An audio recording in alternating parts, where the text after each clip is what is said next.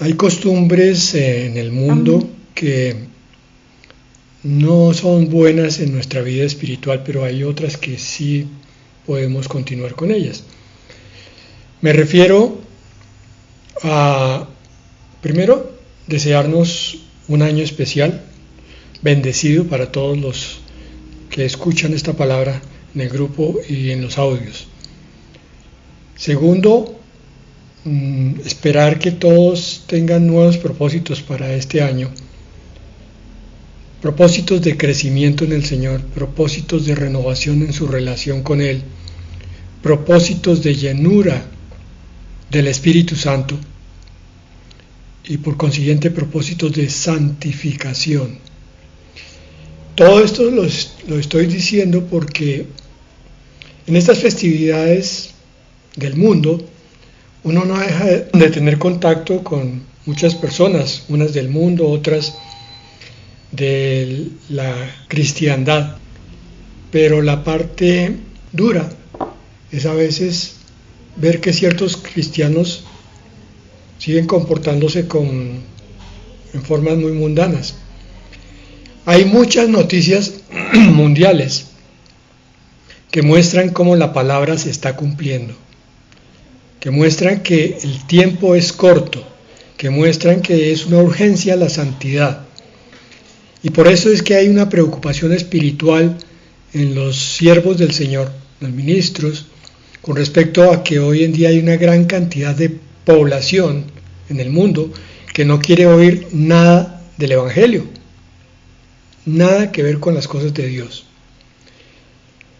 Pero por otro lado, también hay preocupación porque muchos de los llamados cristianos se encuentran en un nivel de indiferencia hacia el conocer en profundidad la palabra, se contentan con lo que les predican únicamente, no escudriñan, no investigan, no estudian, mucho menos meditan.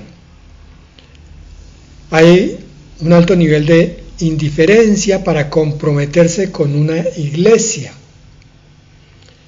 El relacionarse con una iglesia no es solamente una cuestión de costumbre, es un precepto bíblico porque la iglesia es el cuerpo de Cristo. Y al relacionarse con el cuerpo entonces se está asumiendo la función que Dios da a cada uno y por tanto llegan los nutrientes para crecer y el ejercicio para desarrollarse. Y preocupación también por que no se ve un verdadero deseo en muchos llamados cristianos por vivir una vida realmente espiritual. Como siempre, vamos a ver qué nos dice la palabra hoy con respecto a esto que estamos diciendo. Consideremos la segunda epístola a los Corintios en el capítulo 3, versículos 6 al 18. Voy a leer la Nueva Traducción Viviente que nos aporta muchísima claridad en este pasaje que es un poquito profundo y por tanto a veces difícil de entender. Repito, 2 Corintios, capítulo 3, versículo 6. Dice la palabra del Señor. Pongamos el corazón en esta palabra, hermanos, porque Dios nos va a hablar. Él nos capacitó, refiriéndose a Dios, para que seamos ministros de su nuevo pacto.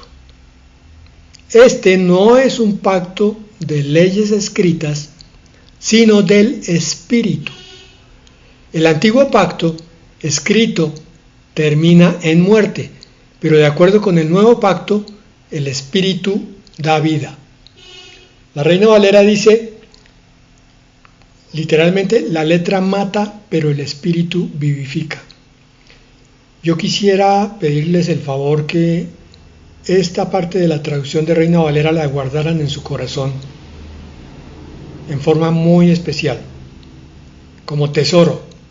La letra mata, pero el Espíritu vivifica. Esto se puede tomar de muchísimas maneras. Cuando habla de la letra, en principio se está refiriendo a la ley,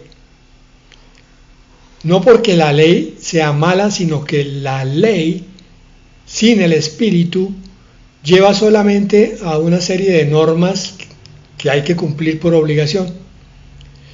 Pero en realidad hay dos pactos. Por favor, como creyentes, no se les olvide este concepto que es vital. Son dos pactos, porque hoy vemos creyentes que están viviendo en un solo pacto, en el pacto de la ley. Empezaron, como dice Gálatas, en el capítulo 3, empezando por la gracia, regresaron a las obras de la ley. ¿Dónde quedó la fe de ellos? Esta es una realidad espiritual, la de los dos pactos, que es muchas veces ignorada, aún por aquellos que estudian el Nuevo Testamento, porque su vida no refleja esa tremenda, impactante y poderosísima realidad del nuevo pacto. Vamos a centrarnos un poco en esto. El nuevo pacto no está basado en ritos y costumbres, es lo que nos está diciendo 2 Corintios 3:6, sino en un encuentro personal cada día, un dejarse guiar, un continuo dejar la vieja manera de ser para que el Espíritu sea el que dé vida. Dice la parte final, el antiguo pacto escrito termina en muerte. ¿Cómo así que termina en muerte? Entendámoslo en la traducción en forma correcta. Quiere decir que la ley termina condenando a todos los que viven por ella. Porque está escrito que el que incumple una ley, incumple todas. Por tanto, se convierte en reo de condenación. La ley estaba puesta con el propósito precisamente de que los creyentes descubrieran que necesitaban una ayuda sobrenatural para poder cumplirla. En Israel solamente muy pocos, los grandes hombres que están en la Biblia allí, los grandes santos, lograron comprender cómo era la ayuda de Dios para vivir de acuerdo a la ley. Pero el Señor entonces viene ahora a hacernos las cosas mucho más fáciles, haciendo que su Hijo muera en la cruz, resucitando y dándonos el Espíritu Santo, que es el que nos hace cumplir la ley a través de la gracia, el Espíritu que da vida. Por eso dice, la letra mata, pero el Espíritu vivifica. Se refiere a los mandamientos escritos que terminaban condenando.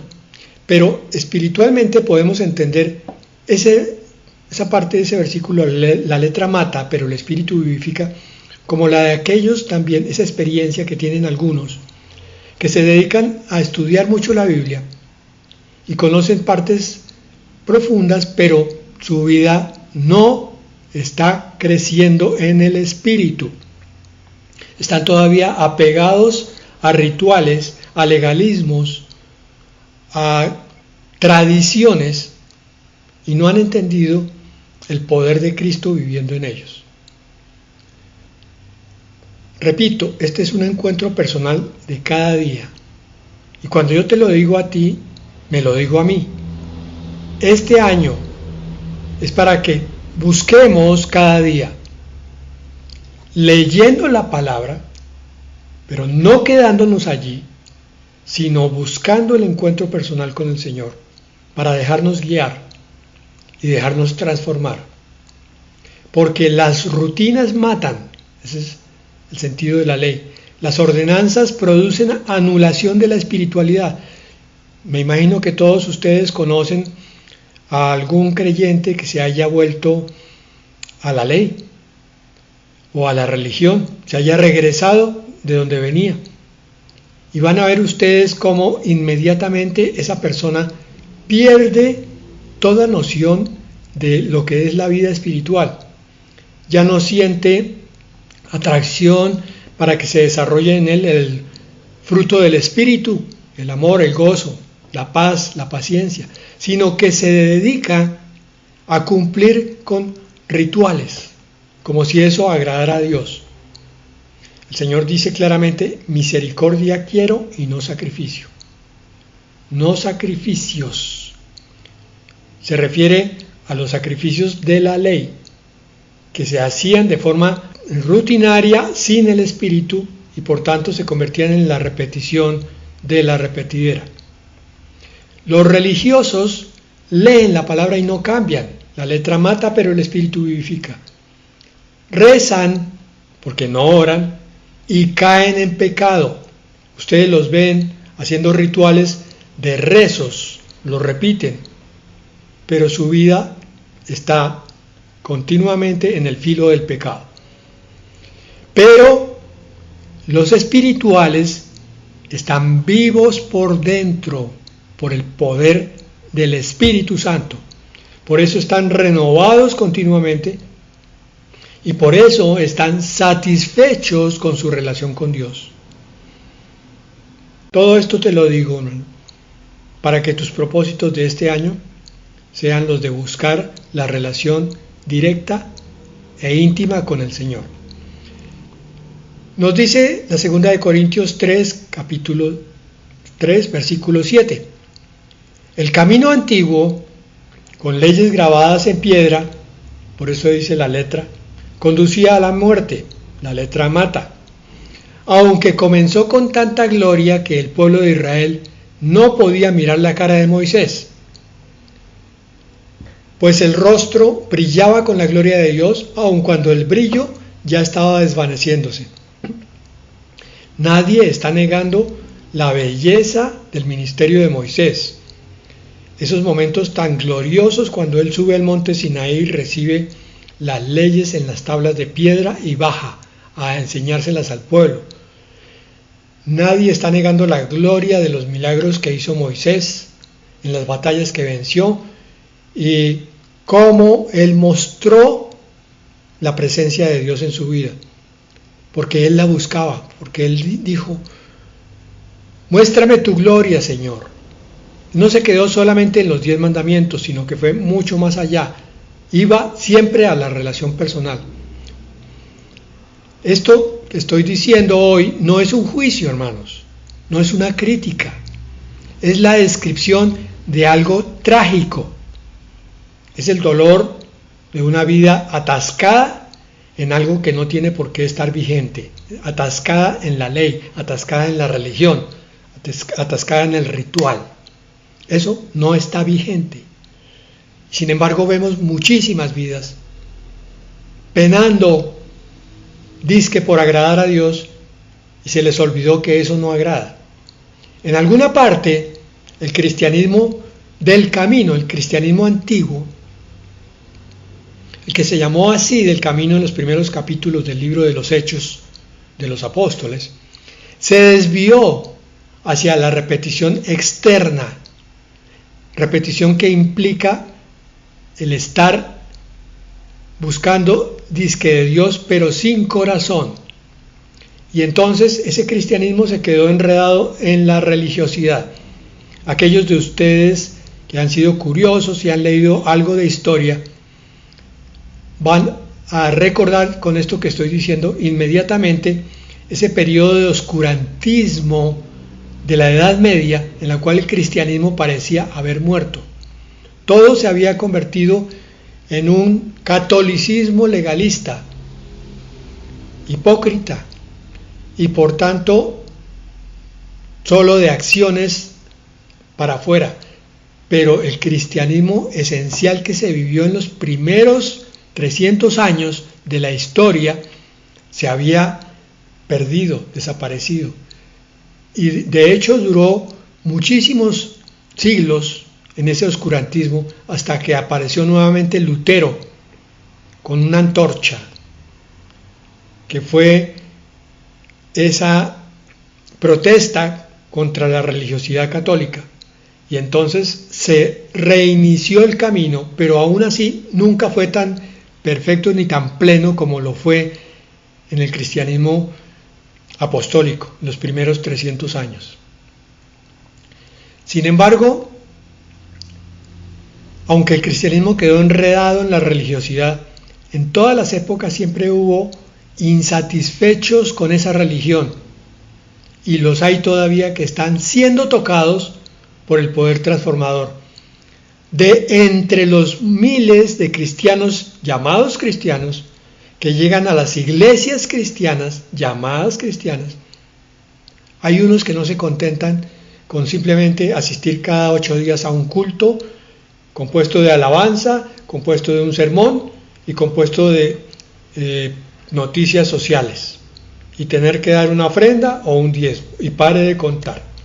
Y su relación con Dios no se siente, está muerta. Muchos están insatisfechos, están buscando el pan fresco, están buscando la respuesta dentro de la misma palabra, porque saben que está allí, saben que la palabra es la que tiene el secreto de por dónde es que hay que ir, cuál es el camino real, y lo estamos viendo en este pasaje de la 2 de Corintios capítulo 3. Entonces tú siempre puedes escoger entre una lejanía estéril, mal llamada cristiana y aburridora, o una cercanía íntima y renovadora. Eso lo escoges tú. Eso no lo escoge tu pastor. Tu pastor está en la obligación de predicarte cuál es el verdadero camino. Pero si no lo hace, por alguna razón, tú puedes ser sensible a esa necesidad profunda de tu corazón, esa insatisfacción de un cristianismo de tradiciones y de repeticiones, y empezar a buscar por tu propia fuerza, a través de la oración, pidiéndole al Espíritu Santo que muestre cuál es el camino. Ese es el plan de esta palabra que estamos viendo. Voy a leer versículos 8 al 10 de 2 de Corintios capítulo 3. ¿No deberíamos esperar mayor gloria dentro del nuevo camino ahora que el Espíritu Santo da vida? Esto es lo que estaba yo diciendo. Unos descontentos de la religiosidad que están buscando ese nuevo camino que ya el Señor había mostrado. Dice nuevo dentro de lo pasado de moda de un cristianismo religioso. Versículo 9. Si el antiguo camino que trae condenación era glorioso, o sea, el camino de la ley, ¿cuánto más glorioso es el nuevo camino que nos hace justos ante Dios? Esto es apenas obvio. Vamos a considerar por qué es que tenemos que esperar cosas grandiosas del nuevo pacto. Versículo 10. De hecho, aquella primera gloria no era para nada gloriosa comparada con la gloria sobreabundante del nuevo camino. Sí, el Señor se manifestaba en la forma de nube, se manifestaba cuando abrió el Mar Rojo, cuando dio la ley en el Sinaí, pero la gloria de la vida de Cristo con su muerte y resurrección deja todo lo demás atrás. El planteamiento es sencillo. Si la religión judía del monte Sinaí, del Jordán, de esos profetas tan gloriosos que vemos en el Antiguo Testamento, fue tan reveladora, y tú lo has visto cuando estudias el Antiguo Testamento, la cantidad de tesoros que se descubren allí, entonces no debería ser nada iluso esperar que la muerte y la resurrección del Hijo de Dios manifestara una mayor gloria en sus creyentes. Claro, ponte a meditar en esto.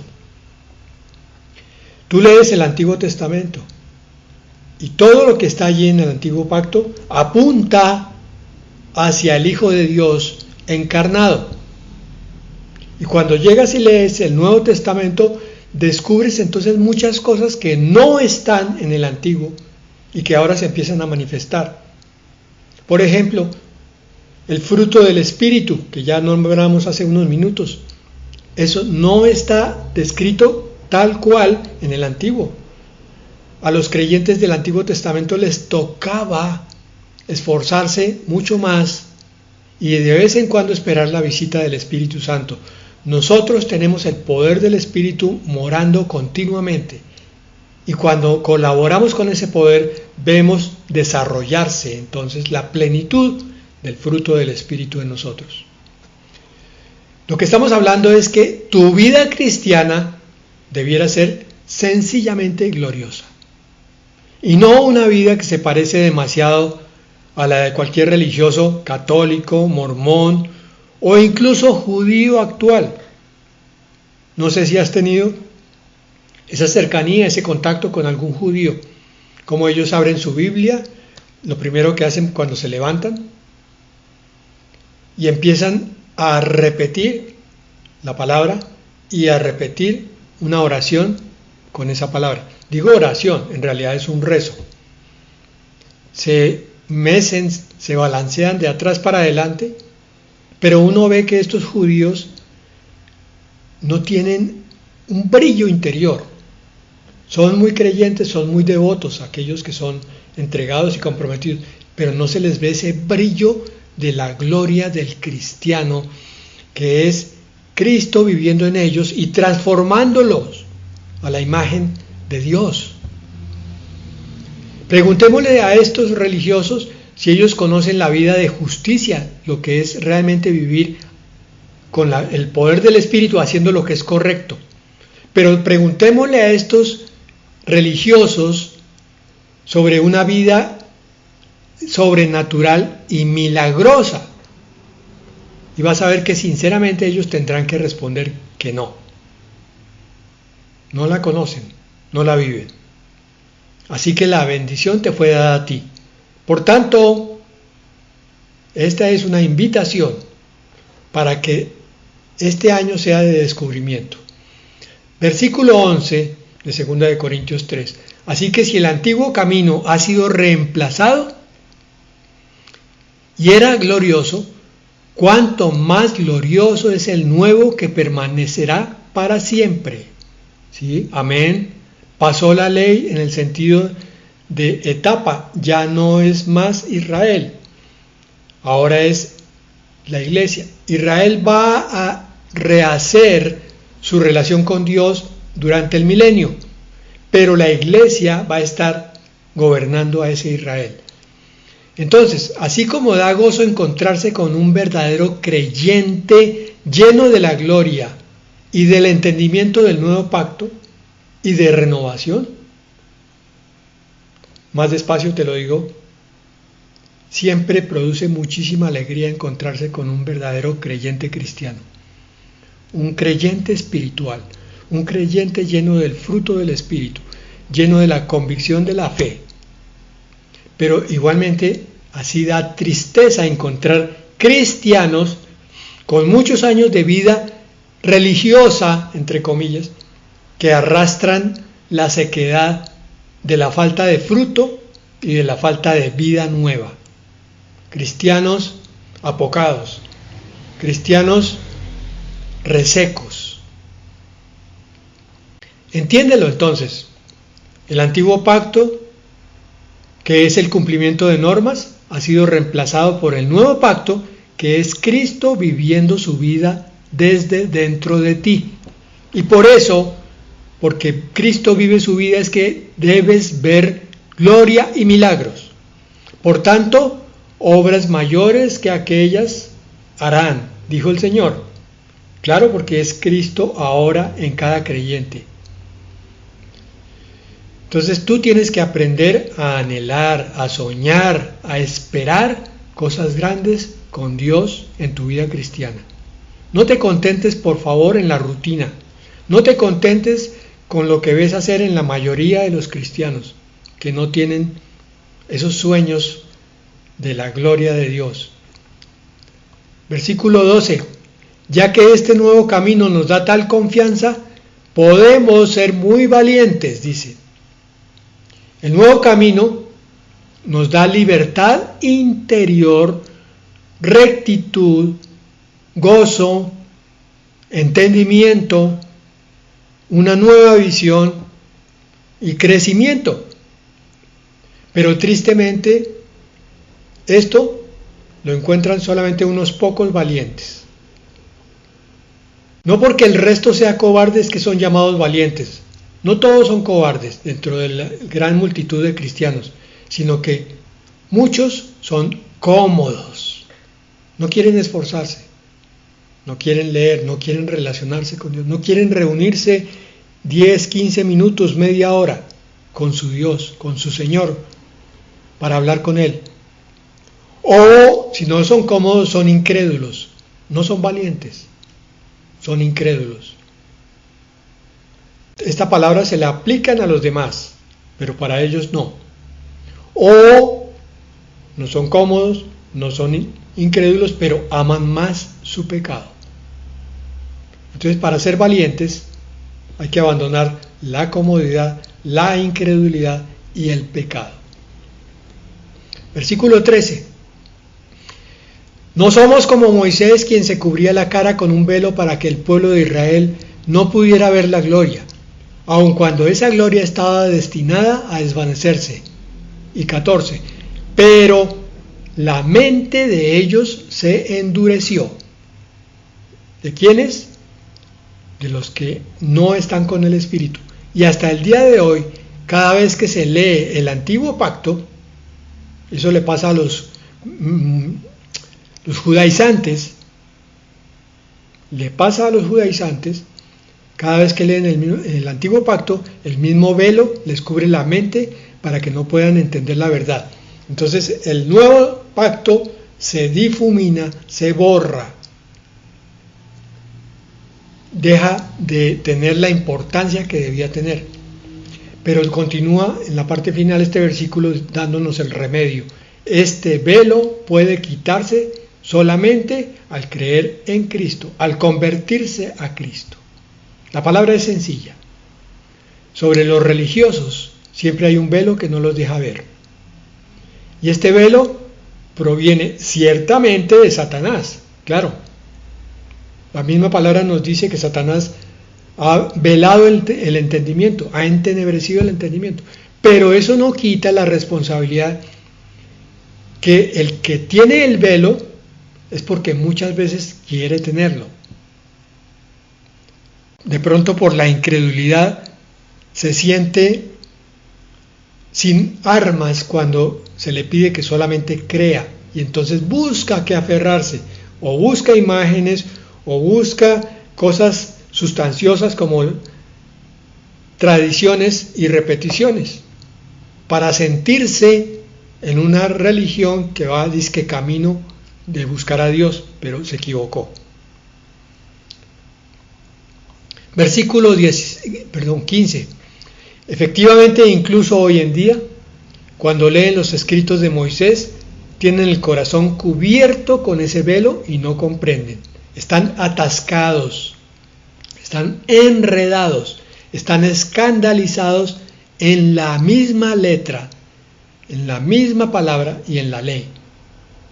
Qué increíble que la palabra que libera a unos, a otros los escandaliza,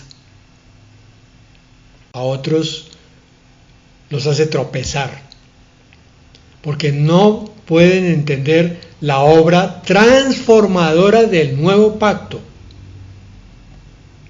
Espero que hayas entendido hasta ahí. Ya nos queda la última parte para terminar. Pero se trata, mis hermanos, de comprender que no es solo la Biblia, que es la Biblia más el autor de la Biblia, a través del ayudador de la Biblia, que es el Espíritu Santo, y a través de aquel que es la misma palabra, Cristo.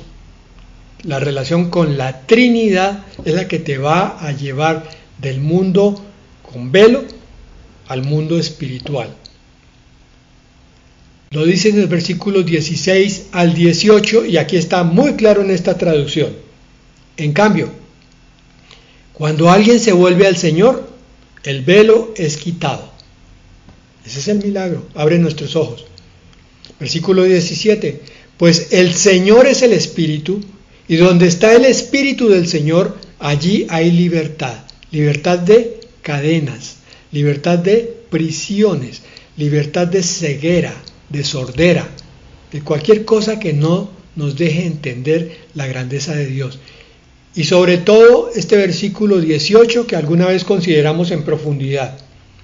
Así que todos nosotros, como creyentes, a quienes nos ha sido quitado el velo, espero que a todos los que oímos esta palabra, podemos ver y reflejar la gloria del Señor. Cada uno de nosotros está llamado a esto, ver y reflejar la gloria del Señor. Continúa, el Señor, quien es el Espíritu, nos hace más y más parecidos a Él a medida que somos transformados a su gloriosa imagen. Vea, esta es la parte final de la enseñanza de hoy. El Espíritu Santo, a través de la palabra, cuando existe la relación correcta, adecuada con Dios, es el que nos hace ser transformados entonces a su gloriosa imagen,